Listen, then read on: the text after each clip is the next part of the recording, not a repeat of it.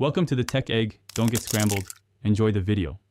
In this video, I will explain how to connect a key card switch.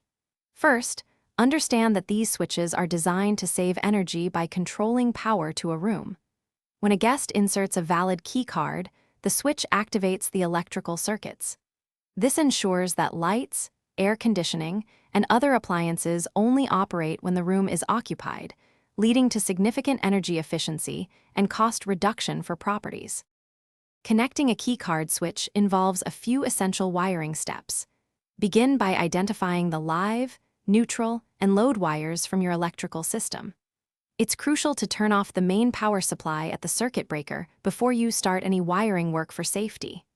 Then, connect the live wire from your power source to the designated input terminal on the keycard switch, typically marked L or input.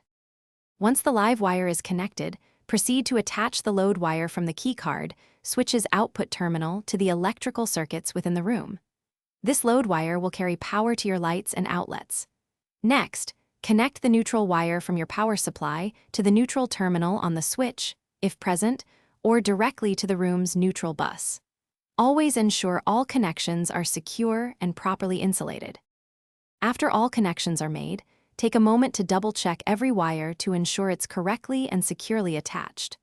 Once you're confident in your wiring, restore power at the circuit breaker and test the keycard switch by inserting and removing a card. Verify that power activates and deactivates as expected.